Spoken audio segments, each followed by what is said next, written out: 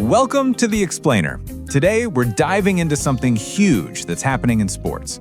I'm talking about a real power shift, something that's totally changing what it even means to be a fan. So, let's get into it.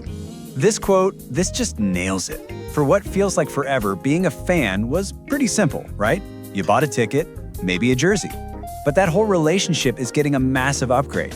Fans are literally moving from the cheap seats to the conference room. And believe me, it is changing the entire game. And this right here, this is the transformation in a nutshell. We are moving away from an era where fans were just passive spectators to a time where they are active stakeholders. You're not just a consumer of the product anymore. Now, you can actually be an owner. The entire model is flipping from this, exclusive, closed-off club to a wide-open, inclusive community. And that's the core of what we're explaining today. Okay, so to really get how big of a deal this is, let's rewind and look at the old playbook. For the longest time, the world of sports ownership, well, it was a very, very exclusive place. That's exactly it. All the money, and with it, all the power was locked up with a handful of people. Big institutions, massive corporate sponsors, and a few super wealthy individuals acting as gatekeepers. The fans? You guys were the loyal customers. The cheering section, but you were always on the outside looking in. Your money stopped at the ticket counter. It never got you a seat at the table where decisions were made. But that old model is getting torn up.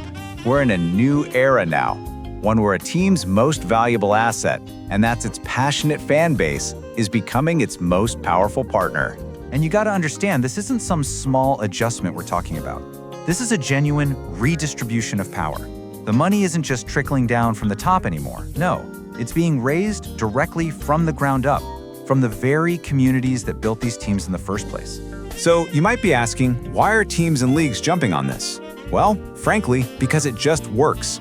When your fans are actual owners, their loyalty goes through the roof. That fuels all kinds of engagement, which, guess what? Drives more revenue. Plus, these campaigns make for incredible stories that get national attention. The key takeaway here is, this isn't just about warm, fuzzy feelings. It actually builds a stable, reliable revenue engine that doesn't just disappear if you have a bad season. All right, this all sounds amazing in theory, right? But you're probably wondering, how does a regular fan like me actually buy a piece of a team? Well, turns out there's now a pretty clear and simple playbook for that. So, thanks to some new regulations and really smart tech, the whole process is way easier now.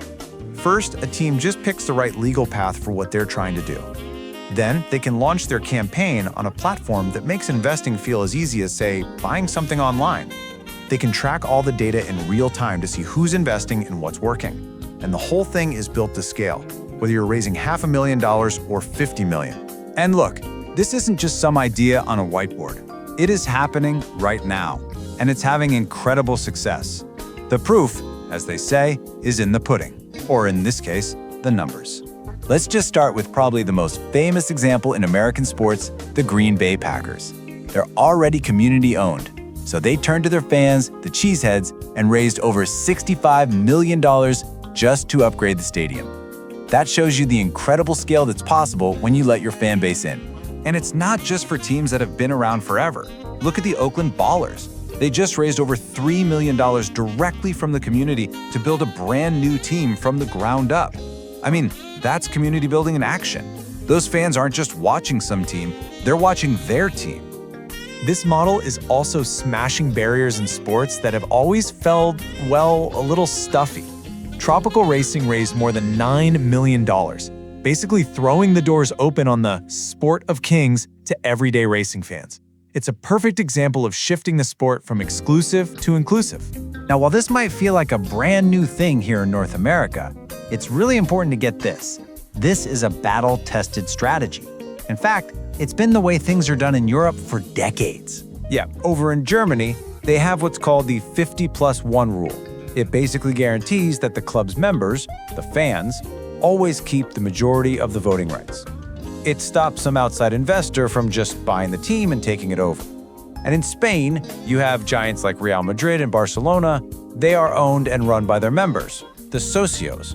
These models have been working for decades, creating unbelievable loyalty and locking teams into their communities. So where does this model actually work? The answer is pretty much everywhere in sports. It's incredibly flexible. Entire leagues can use it. Individual teams, whether they're new or old, can raise millions. With all the new NIL rules in college sports, schools can get their alumni involved. And we're even seeing individual athletes use it to launch their own ventures, turning their social media followers into actual business partners. Okay, so let's tie this all together. What does this all mean for you, the fan? It means the very definition of being a fan is being rewritten right before our eyes. It's a fundamental shift in identity. I mean, just look at this contrast. In the old world, you watch the game. In the new world, you can actually sit on the cap table. That's the official list of the team's owners. You used to just buy a ticket.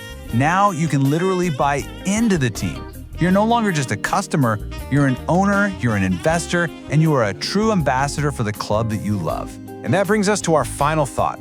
This whole shift from spectator to stakeholder, it's not just about money. It's about passion. It's about having a voice. It's about influence. So we'll leave you with this question to chew on. If you had a real seat at the table, if you owned a piece of your favorite team, what would you do? What would you change? Something to think about. Thanks for tuning into The Explainer.